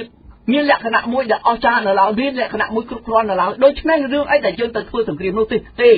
2កត្តាគ្រប់គ្រាន់ការជំនួយការគ្រប់គ្រងពីអន្តរជាតិយើងឃើញហើយតើរបបលន់នល់ការគ្រប់គ្រងពីអាមេរិកនោះតើមានជំនួយមួយដែលធៀបជាមួយនឹងយួនខាងត្បូងគឺខុសគ្នាឆ្ងាយណាស់រវាងអ្នកទាំងពីរនេះដូច្នេះបញ្ជាក់ឲ្យឃើញថាលន់នល់មិនអាចមានលក្ខណៈទាំងអស់នេះទៅធ្វើសង្គ្រាមឡើយដូច្នេះបញ្ជាក់ឲ្យឃើញថាសង្គ្រាមនៅឥណ្ឌូចិនសង្គ្រាមនៅលើទឹកដីខ្មែរគឺជាការចាប់បង្ខំរបស់យួនគឺជាការគ្រងទុកគឺជាល្បិចកលគ្រប់បែបយ៉ាងដើម្បីរុញឲ្យពិភពលោកមើលឃើញថាអាមេរិកជាអ្នកនៅពីក្រោយជាអ្នកដឹកប្រទេសខ្មែរឲ្យធ្លាក់ទៅក្នុងសង្គ្រាមនេះខ្ញុំសូមបញ្ជាក់នៅក្នុងព្រឹត្តិការណ៍នេះសូមអរគុណគុណលោកចៅសនចាក់ចងទៅនឹងសង្គ្រាមអាមេរិកកាំងរវាងយួនខាងជើងយួនខាងត្បូងនេះកន្លងមកក្នុងបច្ចុប្បន្ននេះបណ្ឌិតមួយចំនួនក៏បានលើកឡើងនៅក្នុងប្រព័ន្ធផ្សព្វផ្សាយខ្លះថាសង្គ្រាមនៅក្នុងសម័យនោះគឺបង្កឡើងដោយអាមេរិកកាំងនៅលើទឹកដីខ្មែរលោកចាប់អារម្មណ៍យ៉ាងម៉េចដែរចំពោះការលើកឡើងរបស់បណ្ឌិតមួយចំនួននោះការដែលលោកបណ្ឌិតមួយចំនួនលើកយកបញ្ហានេះលោកសូមទៅស្រាវជ្រាវឯកសារឡើងវិញព្រោះពាក្យថាបណ្ឌិតមិនមកត្រូវនិយាយអ្វីដែលជាការពិតបើនិយាយបំភ្លេចប្រវត្តិសាស្ត្រនោះមិនមែនមានឈ្មោះថាបណ្ឌិតទេយើងខ្ញុំក្នុងនាមជាអ្នកស្រាវជ្រាវប្រវត្តិសាស្ត្រហើយខ្ញុំបានស្រាវជ្រាវឯកសារច្រើនណាស់បុព្វហេតុដែលនាំឲ្យសង្គ្រាមនេះមិនមែនរឿងអាមេរិកជាអ្នកដឹកធ្វើឲ្យប្រទេសនៅឥណ្ឌូចិនជាពិសេសនៅប្រទេសខ្មែរយើងធ្លាក់ទៅក្នុងសង្គ្រាមទេនេះដោយសារតែខ្ញុំបានបញ្ជាក់ហើយថាប្រទេសខ្មែរយើងបានប្រកាន់របបមួយអព្យាក្រឹតប៉ុន្តែលំអៀងកុម្មុយនីសគឺជាអព្យាក្រឹតមួយខ្លាំងខ្លាយជាអព្យាក្រឹតមួយមិនពិតប្រាកដបើមិនជាអព្យាក្រឹតនោះពិតប្រាកដប្រទេសខ្មែរមិនអាចធ្លាក់ទៅក្នុងសង្គ្រាមឡើយមួយវិញទៀតទាំងចិនក្តីទាំងយួនក្តីគេមានបំណងចាប់យកនៅសហព័ន្ធឥណ្ឌូចិនចំបង្កើតសហព័ន្ធឥណ្ឌូចិនគ្រប់គ្រងនៅក្នុងទឹកដីឥណ្ឌូចិននេះឯងក្រោយពីបារាំងចេញទៅចិនក៏សម្លឹងឃើញថាមានតែទឹកដីនៅឥណ្ឌូចិនទេដែលគេអាចផ្សព្វផ្សាយមនុស្សកម្ពុជាដែលអាចទទួលផលប្រយោជន៍ពីទឹកដីឥណ្ឌូចិននៅជាពិសេសនៅប្រទេសកម្ពុជាតែម្ដងប៉ុន្តែទៅវិញគេខ្លាចអាមេរិកគ្រប់គ្រងនៅឥណ្ឌូចិនជំនួសបារាំងដូច្នេះហើយចិនគេខំជំនួយតាមសម្ភារៈសឹករាប់ពាន់លានដុល្លារដើម្បីជួយទៅដល់ប្រទេសយួនទីបំផុតយើងឃើញហើយយួនក៏ជាកពើមួយដែលគេបានទៅងាកចាប់យកសូវៀតវិញព្រោះអីយើងឃើញហើយនៅឆ្នាំ1969ហូជីមិញគឺបានធ្វើអត្តឃាតសម្រាប់ខ្លួនគឺគេជាមេដឹកនាំមួយគេបានទទួលផលចំណេញទី1គឺហូជីមិញចំណេញទី1គឺការផ្ដាច់ជំនួយអ្វីដែលជាបានកុងត្រាជាមួយចិនអញ្ចឹងការចុះហត្ថលេខារបស់ហូជីមិញជាមួយនឹងមេដឹកនាំចិនគេបានទទួលផលចំណេញនៃប្រាក់ដែលកម្ចីចិនទី2រាល់ជំនួយគុណជាមួយចិនទី3យើងឃើញហើយនៅរវាងខ្មែរវិញខ្មែរត្រូវបាត់បង់ទឹកដីខ្មែរត្រូវធ្លាក់ទៅក្នុងរបបបល្ល័ង្កពូជសាសន៍នេះដែលយួនត្រៀមចំដូចខ្ញុំសូមបញ្ជាក់នៅក្នុងឆ្នាំ1975នេះប៉ុលពតបានដឹងពីល្បិចកលរបស់យួនគឺយួនមានបំណងលើទឹកដីខ្មែរគឺផ្ដួលរំលំរបបលន់នល់ដើម្បីគ្រប់គ្រងទឹកដីខ្មែរប៉ុន្តែប៉ុលពតបានដឹងសភាពការតន់ចឹងប៉ុលពតបានខំធ្វើសង្គ្រាមក្រោយពីអធិពលរបស់យួនដែលបញ្ចូលទ័ពរបស់បកពលករទ័ពខ្មែរវៀតមិញនិងអនិច្ចជនយួននិងខ្មែរប្រវេណជាតិមួយចំនួនឲ្យចូលជាមួយនឹងពួកខ្មែរក្រហមជួយវាយរហូតដល់ថ្ងៃ17មេសា1975បានទទួលជ័យជំនះអញ្ចឹងខ្មែរក្រហមបានទទួល17មេសា1975យួនបានទទួលឯករាជ្យនៅក្នុង30មេសា1975ខុសគ្នាតែ13ខែតែប៉ុណ្ណោះបើគុំប៉ុលពតដឹងរឿងនេះតន់គុំអីយួនត្រូវគ្រប់គ្រងទឹកដីខ្មែរនាឆ្នាំ1975នៅពេលដែលយួនបានទទួលជ័យជំនះមុនពួកប៉ុលពតគឺយួននឹងវាយយកទឹកដីខ្មែរនៅពេលនោះតែម្ដងប៉ុន្តែពេលដែលកូនកាន់កាប់ប៉ុលពតបានធ្លាក់ទៅក្នុងល្បិចកលរបស់យួន ដែលគេរៀបចំកម្លាំងជាពិសេសបកពលករនេះហើយដែលសម្រាប់ខ្មែរនៅក្នុងនោះហើយប៉ុលពតក្តីក៏ជាមនុស្សរបស់យួនដែរមួយវិញទៀតនៅពេលដែលប៉ុលពតអស់តម្លៃនេះក្នុងឆ្នាំ1975រហូតដល់ឆ្នាំ1978គេបានសង្ស័យអៀងសេរីតាមរយៈយករូបថតមេដឹកនាំខ្មែរគឺបកគោណានឹងទៅបង្ហាញឲ្យអន្តរជាតិគ្រប់គ្រងថាខ្លួនមានតំណែងតំណងជាមួយនឹងបកគោណាយ៉ាងល្អដើម្បីឲ្យអន្តរជាតិគ្រប់គ្រងពួកមេដឹកនាំយួនខ្លាចការធ្វើឲ្យយួនមិនអាចគ្រប់គ្រងទឹកដីខ្មែរតទៅទៀតបានលើកទឹកដីខ្មែរនឹងបញ្ចូលសហព័ន្ធឥណ្ឌូចិនបានយួនក៏រៀបចំកម្លាំងទ័ពនៅថ្ងៃទី2ធ្នូ1978នៅខេត្តកញ្ចេះគឺក្រុមការដឹកនាំរបស់លេដាកាញ់ដូច្នេះយើងឃើញហើយនេះជាល្បិចកលរបស់យួនដែលរៀបចំនៅពីធ្នូ1978 7 មករាយួនបានបាយចូលទឹកដីខ្មែរបងប្អូនខ្មែរពិចារណាមើលទៅក្នុងរយៈពេល1ខែ7ថ្ងៃតើតុកខ្មែរឯណាមានសមត្ថភាពទៅរំដោះប្រទេសមួយទាំងមូលនេះគ្រាន់តែជាល្បិចកលជាឆាកឈុតខ្ចីដៃរបស់ខ្មែរប្រើតែប៉ុណ្ណោះទោះបីពុំមានមេដឹកនាំខ្មែរទៅពឹងយួនក៏ដោយក៏យួនត្រូវតែវាយដែរព្រោះយួនបានដឹងពីអន្តរជាតិថានៅថ្ងៃទី14 មករាអន្តរជាតិនឹងវាយរំដោះយកទឹកដីខ្មែរដូច្នេះយួនត្រូវឆក់ឱកាសនឹងមុនដើម្បីរំដោះយកខ្មែរទី1ឲ្យខ្មែរដឹងគុណទី2ដើម្បីភ្ជាប់បកប្រជាជនបដិវត្តខ្មែរឡើងវិញនៅពេលដែលពួកប៉ុលពតបានកំទេចសមាជិកបកប្រជាជនបដិវត្តខ្មែរហើយទតចោលបកប្រជាជនបដិវត្តខ្មែរបង្កើតទៅជាបកកុម្មុយនីសកម្ពុជាមួយវិញទៀតគឺក្នុងបំណងដើម្បីលើកទឹកដីខ្មែរនិងសម្លាប់ជនជាតិខ្មែរបន្តទៀតហើយបញ្ចូលជនជាតិយួនឲ្យគ្រប់គ្រងទឹកដីខ្មែរដែលគោលបំណងបង្កើតសហព័ន្ធឥណ្ឌូចិនទៅថ្ងៃអនាគតដែលជាគោលបំណងរបស់ហូជីមិញនេះឯងសូមអរគុណអរគុណលោកចៃសនដែលបានលើកឡើងអំពីប្រវត្តិបន្ថែមទៀតហើយជំវិញនឹងយួនដែលមានគោលបំណងមានមហិច្ឆតាលេបតបាក់ទឹកដីខ្មែររហូតមកដល់ពេលបច្ចុប្បន្ននេះបើទោះបីជាត្រូវបានគេមើលឃើញថាយួនជាអ្នកមានគុណក៏ដោយប៉ុន្តែនៅពេលនេះគេបានបើកក្របហើយគឺយួនជាអ្នកមានមហិច្ឆតាលេបតបាក់ទឹកដីខ្មែរប៉ុន្តែលោកស៊ិនតិនយល់មិនដែរចំពោះការលើកឡើងរបស់លោកចៃសនហើយលោកមានដំណោះស្រាយអ្វីជាចុងក្រោយ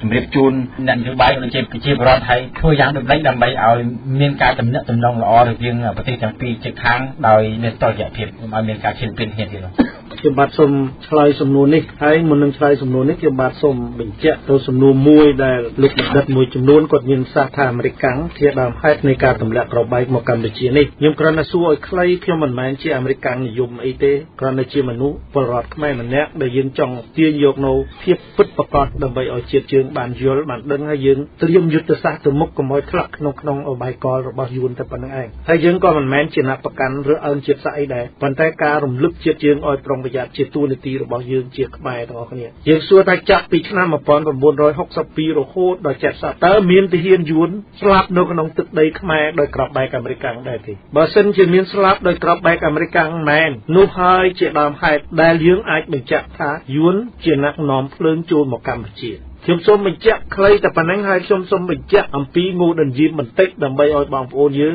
មានការពិចារណាទៅលើខ្លឹមសារបញ្ជាក់ថាយួនគឺជាអ្នកបង្កើតល្បែងឈុតឆាកនៃសង្គ្រាមយួនខាងត្បូងងូដិនយីមបាន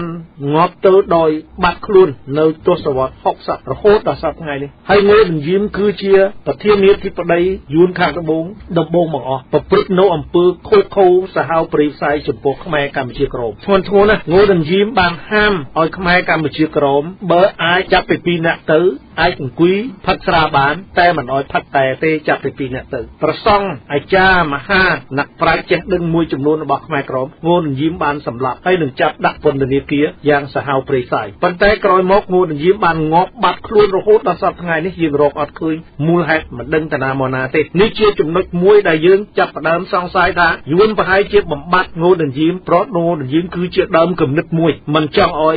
បញ្ហាទាំងអស់នេះវាបែកធ្លាយចំណុចមួយទៀតខ្ញុំបាទសូមបញ្ជាក់បន្តទៅលោកចៅសនបន្តិចអំពីឆ្នាំ1979ពីព្រោះពេលវេលាវាខ្លីឆ្លងឆ្លើយសង្ខេបថាត្រឡប់ទៅខាងដើមបន្តិចថានៅឆ្នាំ1970ក្រោយពីការរដ្ឋប្រហារសម្ដេចនរោត្តមសីហនុផាន់យ៉ាងដងបានតាក់ទងជាមួយជួនឡាយឲ្យជួនឡាយធ្វើយ៉ាងណាដើម្បីយាងបកលណានរោត្តមសីហនុត្រឡប់ទៅទីក្រុងប៉េកាំងវិញនៅពេលដែលបកលណាយាងទៅទីក្រុងប៉េកាំងនោះជាក្តីសង្ឃឹមរបស់យួន នេះយួនបាននិយាយនៅក្នុងឯកសាររបស់គេច្បាស់លាស់ណាស់នៅឆ្នាំ1976ក៏គេបានរំលឹកចំណុចនេះដែរតែឥឡូវយើងសង្ខេបមកវិញថាតើប៉ុលពតជានរណាប៉ុលពតគឺជាបកកុម្មុយនីសនៅប្រទេសបារាំងហើយជាលេខាធិការបកប្រចាំទីក្រុងភ្នំពេញបន្ទាប់ពីទូលសមុទ្របានស្លាប់ទៅហើយនួនជាលេខាធិការរងអគ្គលេខាធិការរងបន្ទាប់ពីទូលសមុទ្រនួនជាគឺចូលសមាជិកបកពលករយួននៅឯទីក្រុងហាណូយមិនមែនជាបកមកពីប្រទេសបារាំងទេដូច្នេះហើយបានជាយួនមានក្តីសង្ឃឹមឆ្នាំ79ថានឹងអាចតាក់ទងបាននួនជាដើម្បីមកឈរខាងយួនសម្រាប់ប្រឆាំងជាមួយនឹងប៉ុលពតប៉ុន្តែមិនដឹងហេតុផលយ៉ាងណាបានជាតាក់ទងនួនជាមិនបានដោយឡែកអៀងសេរីនិងប៉ុលពតក៏ជាមនុស្សដែលនៅបកជននៅបារាំងដូចគ្នាដូច្នេះបញ្ជាក់ឲ្យឃើញថាវាសិតតែមានការតំណាក់តំណងកើតចេញពីបកប្រជាជនបដិវត្តខ្មែរទាំងអស់យើងសរុបខ្លីមកប៉ុណ្ណឹងហើយក៏បានបញ្ជាក់ហើយលោកចៅសនក៏បានបញ្ជាក់ខ្ញុំបាទក៏បានបញ្ជាក់ថាសង្គ្រាមឆ្នាំ1979មិនមែនជាសង្គ្រាមមួយដែលគេចេតនាមករំដោះយើងទេគ្រាន់តែជាការដួលវេនណាក់ដឹកនាំមួយដែលយួនគិតថាអាចប្រើប្រាស់បានប្រសើរជាងប៉ុលពតនេះជាចំណុចដែលខ្ញុំចង់លើកបញ្ជាក់បន្ថែមហើយមួយទៀតដើម្បីឲ្យបងប្អូនយើងជ្រាបហើយកុំឲ្យចេះតែរិះគន់ថាពួកខ្ញុំនឹងនិយាយតែបញ្ហាមិនសូវបានផ្ដល់អនុសាសន៍សំណួររបស់លោកអិតសុខាក៏ជាឆន្ទៈមួយនៃប្រជាជាតិខ្មែរយើងដែលយើងចង់រស់នៅដោយសុខសាន្តជាមិត្តភូមិផងរបងជាមួយគ្នាល្អកណាប្រទេសទាំងពីរនោះជិតខាងគ្នាហើយមានតំណែងល្អនោះគឺជាការបង្កើតឲ្យមានសន្តិភាពនៅក្នុងព្រំដែនដែលជាការងាយក្នុងការតំណែងរវាងប្រជាប្រដ្ឋនិងប្រជាប្រដ្ឋដើម្បីអភិវឌ្ឍជីវភាពគ្រួសារនិងប្រទេសជាតិប៉ុន្តែមហិច្ឆតារបស់យួននិងការប្រមាថមើលងាយរបស់មេដឹកនាំយួនមកលើខ្មែរយើងក៏ដូចជាការធ្វើឲ្យចាស់ឥទ្ធិពលដល់ប្រជាជនយួនតែងតែឲ្យតម្លៃយើងមិនត្រឹមត្រូវឡើយដូច្នេះចំណុចដែលខ្ញុំស្នើទី1ខ្ញុំស្នើឲ្យឲ្យអ្នកនយោបាយខ្មែរធ្វើវិសោធនកម្មឡើងវិញនៅច្បាប់រដ្ឋធម្មនុញ្ញស្ដីពីអភិក្រិតភាពរបស់កម្ពុជាមិនជួលបកសម្ព័ន្ធពីព្រោះប្រទេសយើងតូចប្រជាជនយើងតិចយើងជាប្រទេសក្រីក្រយើងមិនអាចឈរមិនរវល់នឹងពិភពលោកទៅធ្វើជាអភិក្រិតមិនរវល់ពិភពលោកបានទេគេច្រានយើងដួលដូច្នេះខ្មែរយើងត្រូវតែចាប់ដៃជាមួយនឹងសហរដ្ឋអាមេរិកដែលជាមហាអំណាចមួយធំដែលអាចការពារផលប្រយោជន៍យើងបានអាចជាទីបង្អែករបស់យើងបានតែធ្វើយ៉ាងណាក៏ដោយគុំធ្វើដោយអតីតកាលយើងតំណាក់តំណងជាមួយអាមេរិកក៏តាមរយៈរបស់យួនវិញយ៉ាងធៀវយើងតំណាក់តំណងជាមួយកុម្មុយនីសពួកខ្មែរកុម្មុយនីសក៏តាមរយៈពួកយួនកុម្មុយនីសដែរដូច្នេះយើងត្រូវតែធ្វើយ៉ាងណាតំណាក់តំណងដោយផ្ទាល់ជាមួយអាមេរិកដើម្បីការពារផលប្រយោជន៍របស់យើង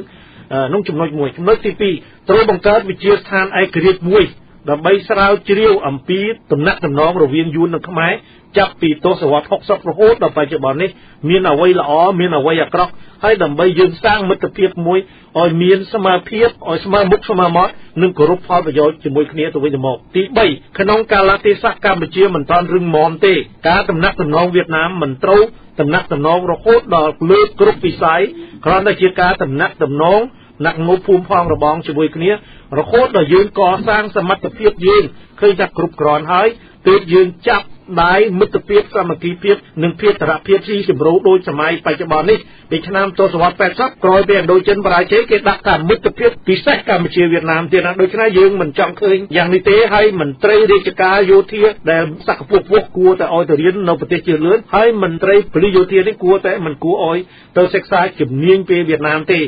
នេះគឺអាចចេះឥទ្ធិពលធ្ងន់ធ្ងរណាស់សម្រាប់អនាគតបើសិនជាមានបញ្ហាជាមួយគ្នាហើយត្រឡប់មកវិញខ្ញុំបាទសូមបញ្ជាក់ខ្លីបន្តិចដែរបន្តពីលោកចៅសនទើបពិនិត្យឃើញថានៅពេលដែលងូងៀងយើងធាវមុនពេលដែលវាយចូលឆ្នាំ1975ងៀងយើងធាវបានចាត់តាំងឲ្យយើងមិនដើម្បីតំណាក់តំណងជាមួយនឹងងៀងហូថមិនមែនលេដេកថទេងៀងហូថគឺជាប្រធានរាសេរំដោះភាពខាងត្បូងវៀតណាមរដ្ឋាភិបាលបណ្ដោះអាសន្នភាពត្បូងវៀតណាមដើម្បីឲ្យដោះស្រាយបញ្ចប់សង្គ្រាមវៀតណាមធ្វើម៉េចឲ្យបានមុនកម្ពុជាប៉ុន្តែมันហេតុផលយ៉ាងណាយើងមិនបានដឹងរហូតដល់ប៉ុលពតដឹងថាដើម្បីដោះស្រាយបញ្ហាក៏បើយួនលៀបតាន់ប៉ុលពតក៏ពន្លឿនមុនប៉ុន្តែវាជាអកុសលខ្មែរយើងឆ្លោះគ្នាមែនតើគេមិនមែនឆ្លោះគ្នាមែនតើទេនៅពេលនោះខ្ញុំចាំងៀងធាវបានប្រកាសតាមបុត្រងៀងធាវថាដើម្បីការពារទឹកដីរបស់វៀតណាមគង់វង្សបានងៀងធាវប្រធានាធិបតីបច្ចុប្បន្ននេះបកលរដ្ឋអំណាចទាំងមូលទៅឲ្យយើងមិនដើម្បីធ្វើការតំណាក់តំណងជាមួយកុម្មុយនីស នេះបញ្ចប់សង្គ្រាមសម្រាប់ការពារឲ្យបាននៅឯករាជ្យភាពនិងបូរណភាពទឹកដីរបស់យើងបញ្ជាក់ឲ្យខ្លីមកថាយួនខ្លាចក្រែងខ្មែរក្រហមនេះប៉ុលពតនេះបានបញ្ចប់សង្គ្រាមមុនហើយឆ្លៀតឱកាសនៅពេលដែលយួនវាយគ្នាហើយក៏វាយលុកចូលទៅស្រុកយួននេះជាការប្រុងប្រយ័ត្នរបស់គេយួនប្រុងប្រយ័ត្នដោយសត្វដេវិចអញ្ចឹងប្រុងប្រយ័ត្នជានិច្ចមិនមែនដូចយើងខ្មែរទេទោះបីជាដឹងស្ថានភាពថាប៉ុលពតមិនខ្លាំងលើខ្លួនក៏ដោយប៉ុន្តែក៏គេនៅប្រយ័ត្នអញ្ចឹងដូច្នេះខ្ញុំបានសូមសង្ខេបតែប៉ុណ្ណេះហើយចុងក្រោយខ្ញុំបាទសូមថ្លែងអំណរគុណចំពោះបងធឿនរតនាតែបងបានទូរស័ព្ទមកខ្ញុំហើយនិយាយអំពីព្រឹត្តិការណ៍នយោបាយដែលជាគំនិតល្អសម្រាប់ខ្ញុំគ្រប់គ្រងទៅនឹងដំណើរការស្វែងរកយុត្តិធម៌ជូនប្រជាពលរដ្ឋរបស់គណៈបកសង្គ្រោះជាតិក្នុងនោះក៏បងបានស្នើថាធ្វើយ៉ាងណាក៏ដោយជួយគ្រប់គ្រងវត្ថុខ្មែរពុះដើម្បីឲ្យរស់សម្រាប់ជាឧត្តមប្រយោជន៍ដល់ជាតិយើងដូច្នេះខ្ញុំបាទសូមជូនពរដល់បងនិងជូនពរដល់បងប្អូនជនរួមជាតិខ្មែរយើងនៅគ្រប់ទិសទីទាំងអស់សូមឲ្យបានតែសេចក្តីសុខសេចក្តីចម្រើននិងប្រកបដោយពុទ្ធពរ4ប្រការគឺអាយុវណ្ណៈសុខៈពលៈកំបីអខានឡើយសូមអរគុណលោកសុនតិនដូច្នេះជាចុងបញ្ចប់ហើយសូមផ្ដល់ឱកាសជាចុងក្រោយទៅលោកចៃតនមានអីបន្ថែមបន្តទៅបាទចុងក្រោយខ្ញុំឲ្យមេដឹកនាំខ្មែរសិក្សាអំពីប្រវត្តិសាស្ត្រឲ្យបានជ្រុលជ្រាបហើយឲ្យបានស៊ីជម្រៅ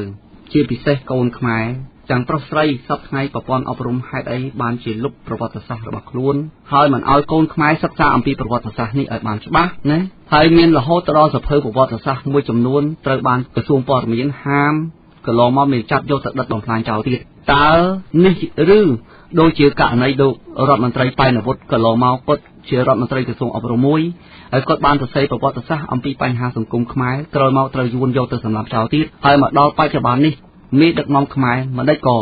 នៅតែក្រុមអធិពលរបស់បរទេសមិនចង់ឲ្យកូនខ្មែរដឹងពីប្រវត្តិសាស្ត្រអស់នេះហើយនៅតែចាត់ទុកយួនជាអ្នកមានគុណដែលដូនតាយើងបានផ្ដាំឲ្យថាយួនជាសត្រូវសួរពូជរបស់យើងដូច្នេះខ្ញុំសូមឲ្យមេដឹកនាំខ្មែរល្មមលោកភ្ញាក់កំណត់មានស្មារតីជាតិនិយមក៏យើងជិះខ្មាស់ជនជាតិបរទេសប្រទេសជិតខាងយើងសៀមក៏ដោយគេបង្រៀនកូនគេ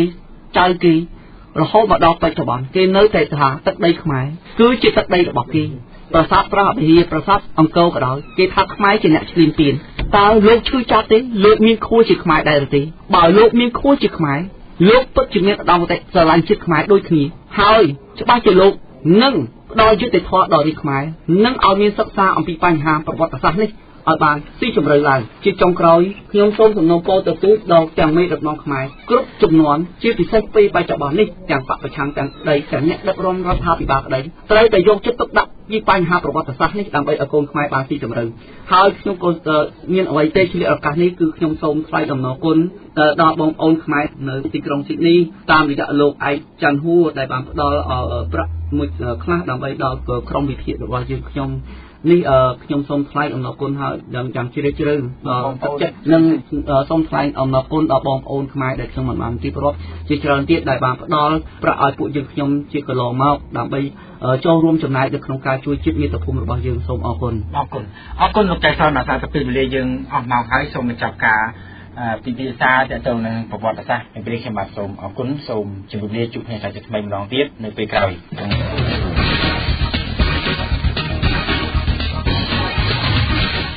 ចាប្រិយមិត្តអ្នកស្ដាប់វិទ្យុខ្មែរប៉ុស្តិ៍ទាំងអស់ជាទីមេត្រីមុននឹងបញ្ចប់នៅកម្មវិធីផ្សាយសូមអញ្ជើញលោកអ្នកនាងមករីករាយកម្សាន្តជាមួយនឹងបទចម្រៀងពីកម្មវិធីផ្សាយរបស់វិទ្យុខ្មែរប៉ុស្តិ៍ដូចតទៅសូមជូនចម្រៀងក្រោមចំណងជើងថាចែងជំនះរបស់វិទ្យុខ្មែរប៉ុស្តិ៍ជាបទភ្លេងប្រជាប្រិយលំនាំបទយុវយុវានិពន្ធទំនុកច្រៀងដោយលោកសេងសយហៅលោកតាស្បៃវែងនិងច្រៀងដោយលោកឆាយពៅនិងអ្នកនាងពេជ្រផារីដូចតទៅ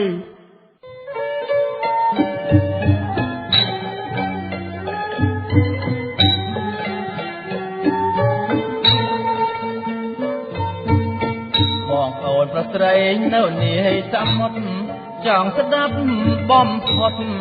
វិទ្យុខ្មែរប៉ុស្តិ៍ហើយបងប្អូនប្រុសស្រីនៅនាយសមុទ្រចង់ស្ដាប់បំផុតវិទ្យុខ្មែរប៉ុស្តិ៍ព័ត៌មានថ្មីស្អាតស្អំអត់ចង់ជ្រោតជ្រាបទាំងអង្គហើយតនហេតុ កា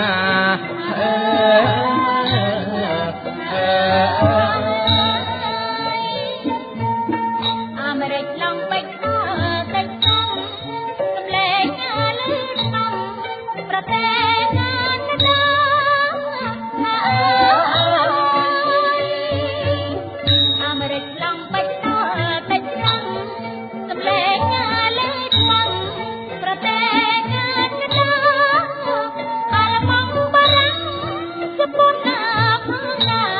អូទ្រីកោស៊ីនេះហើយបានរំ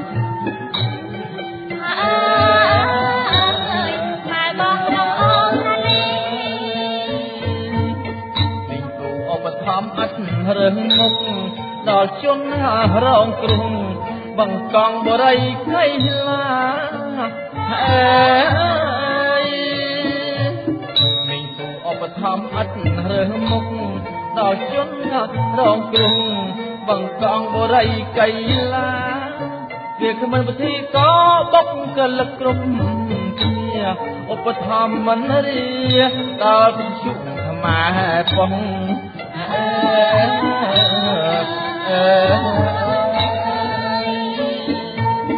ពួកយើងក្នុងស្រុកនឹងក្រៅស្រុក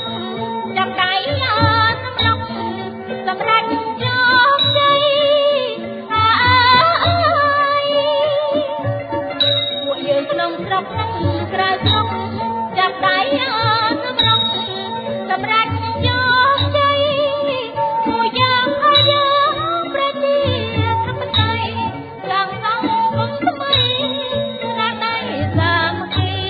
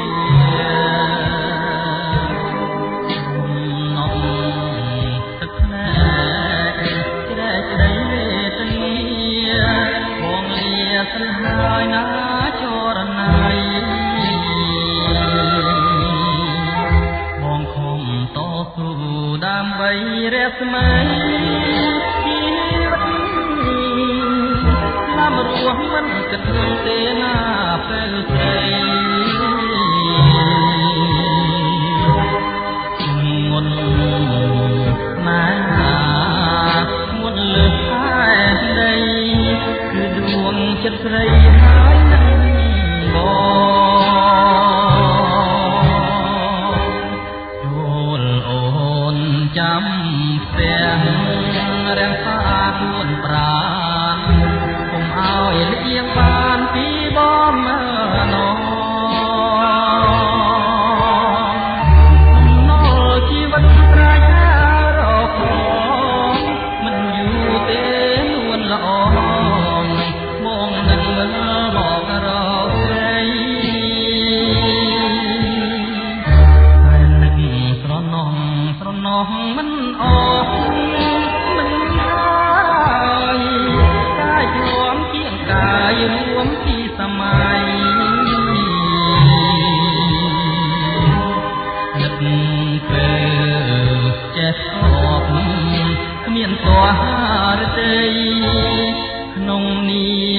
ត្រីគ្មានត្រីស្មា